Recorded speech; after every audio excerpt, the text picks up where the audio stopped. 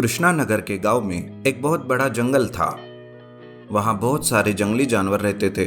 उसी गांव में श्याम और शिवाय नाम के दो दोस्त भी रहते थे। शिवाय एक जमींदार का लड़का रहता है, लेकिन उसे जंगल सफारी करना बहुत पसंद रहता है। वो हमेशा जंगल सफारी करने जाता था। एक दिन शिवाय श्याम से कहता है, श्याम चलो हम आज जंगल सफारी करते हैं। नहीं बाबा, मुझे नहीं आना उस जंगल में। सुना है बहुत बड़े बड़े जानवर रहते हैं उस जंगल में। अरे नहीं श्याम, अगर हम उन्हें परेशान नहीं करेंगे तो वो भी हमें कभी कोई तकलीफ नहीं देंगे। ठीक है, तुम कहते हो तो चलता हूँ तुम्हारे साथ। ऐसा कहकर दोनों भी जंगल सफारी के लिए निकलते हैं। तभी घने जंगल में उन्हें एक शेर घायल हालत में दिखाई देता है। शिवाय उसे देखकर कहता है, अरे श्याम, वो देखो, वो शेर तो घायल पड़ा हुआ है। हमें जल्दी से उसकी मदद करनी चाहिए। अरे शिवाय, वो एक शेर है, वो खा जाएगा हमें अगर उसके पास गए तो। श्याम तू घबरा मत, बस मेरे साथ चल। ऐसा कहकर शिवाय शेर के पास जाता है। श्याम डरते हुए शिवाय के पीछे पीछे आता है। वो देखता है कि शेर के पैरों में एक कांटा घुसा हुआ है और वो तड़प रहा है। शिवाय उस कांटे को निकाल फेंकता है, उसे अपने हाथों से सहलाता है, जिस वजह से शेर को आराम मिलता है। उसके बाद श्याम और शिवाय वहां से चले जाते हैं। श्याम शिवाय से पूछता है, अरे शिवाय, ये सब तुम कैसे कर लेते हो? मुझे तो बहुत डर लग रहा था, लेकिन तुमने तो बड़ी आसानी से ये काम कर दिया। अरे दोस्त, ये जो जंगल है ना, ये मेरा दूसरा घर है और यहाँ के जो जानवर है तुम्हारे जैसे ही मेरे बहुत अच्छे दोस्त हैं। कुछ दिनों के बाद धूप काला आता है और इतनी धूप रहती है कि पानी की एक बूंद भी अगर जमीन पर गिरे तो वो भाप बनकर उड़ जाती थी। उस धूप की वजह से जंगल के सारे पेड़ सूखने लगे थे। कुछ कुछ जगह पर तो जंगल में आग भी लग गई थी।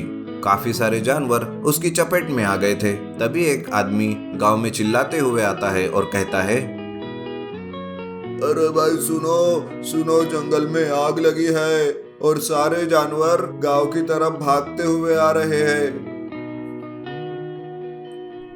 शिवाय उस आदमी की ये बातें सुन लेता है और सोचने लगता है,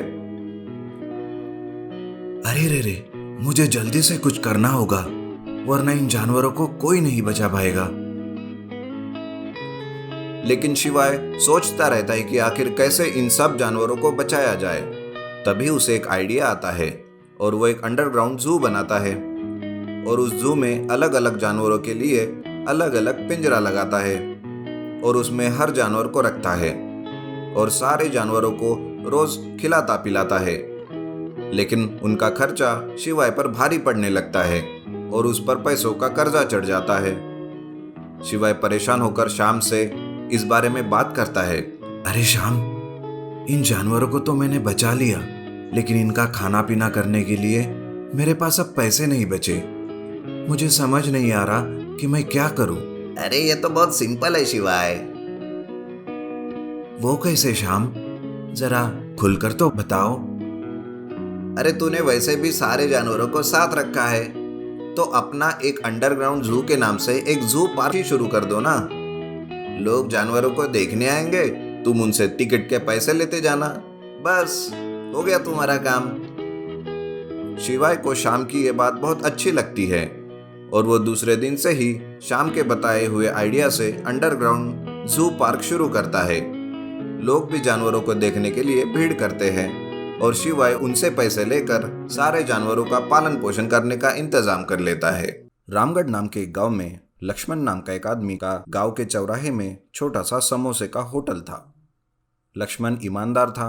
वो अपना और अपने परिवार का गुजारा उसी समोसे के होटल पर करता था। एक दिन उसके होटल के सामने एक दूसरा आदमी विदेशी किस्म के समोसे का होटल शुरू करता है। लक्ष्मण ये सब देखकर थोड़ा परेशान होता है और होटल में समोसे खाने आए हुए आदमी से बात करता है। अरे ये क्या, नया होटल?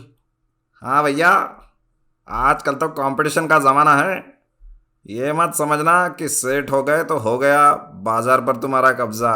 क्यों? सही कह रहे हो भाई, कंपटीशन सही में बढ़ गया। कुछ करो लक्ष्मण भाई, वरना धंधा मंदा हो जाएगा। लक्ष्मण सामने वाले नए होटल के मालिक से मिलने जाता है और कहता है, अरे भाई साहब, आपके इस होटल के लिए बहुत बहुत बधाई। लेकिन मैं एक बात कहना चाहता हूँ आपसे। हाँ बोलो, क्या कहना है तुम्हें? मेरे पास ज़्यादा टाइम नहीं है, आज शाम को ही होटल की ओपनिंग है। आपके होटल के सामने मैं 10 सालों से समोसे बेचता आया हूँ। अब आप आ गए तो धंधे में कंपटीशन बढ़ गया। इस वजह से ना आपका ना मेरा धंधा ठीक से हो पाएगा सर। अब तू कौन होता है बे मुझे धंधा सिखाने वाला? जाकर अपनी टपरी संभाल, वरना ऐसे गायब कर दूंगा कि पता भी नहीं चलेगा। लक्ष्मण की बेइज्जती करके नया होटल का मालिक उसे वहां से निकाल देता है। नया होटल शुरू होता है और लोग वहां पर विदेशी किस्म का समोसा खाने के लिए भीड़ कर देते हैं। लक्ष्मण ये सब दूर से देखता रहता है। तभी लक्ष्मण का दोस्त आता है और कहता है, अरे ऐसे ही देखते रहोगे लक्ष्मण, या कुछ करोगे भी? कुछ करो, कुछ तो करो। लेकिन मुझे कुछ समझ नहीं आ रहा कि मैं क्या करूं। लक्ष्मण अपने समोसे का होटल बंद करके घर आता रहता है। तभी एक दुकान के टीवी में विज्ञापन देखता है। उस विज्ञापन में रहता है, बड़े कुकर के साथ एक छोटा कुकर फ्री फ्री फ्री। ये देखकर लक्ष्मण को एक आइडिया आता है। वो दूसरे दिन ढेर सारे समोसे बनाता है और होटल के सामने एक बड़ा सा बैनर लगाता है जिसमें लिखा है, लकी गोल्डन समोसा कॉन्टेस्ट। आज के समोसे के बीच गोल्डन समोसा छुपा हुआ है।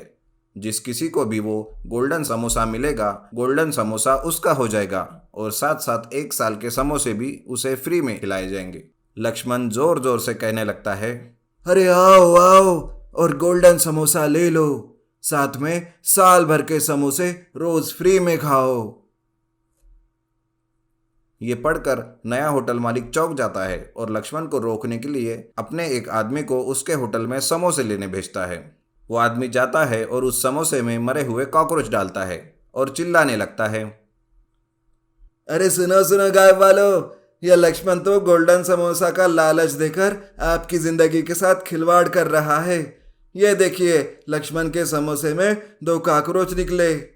फैसला अभी आपको करना है गाँव वालों, गोल्डन समोसा चाहिए या आपकी सेहत। ये सुनते ही लक्ष्मण भी सोच में पड़ता है और तभी उसका दोस्त आता है और कहता है, अरे नहीं नहीं गाँव वालों, यह नया होटल का मालिक झूठ बोल रहा है। लक्ष्मण के समोसे में कोई कॉकरोच नहीं, इसका सबूत मेरे पास है। यह रहा सबूत। मैंने चुपके से उस आदमी को लक्ष्मण के समोसे में कॉकरोच रखते हुए अपने फोन पर वीडियो रिकॉर्ड किया है। ये तो नए होटल के मालिक की लक्ष्मण का होटल बंद करने के लिए एक चली हुई चाल है। लक्ष्मण के दोस्त का वीडियो सब गांव वाले देखते हैं और नए होटल में जाकर उसे तोड़ देते हैं और लक्ष्मण के होटल में आकर समोसे खाते हैं।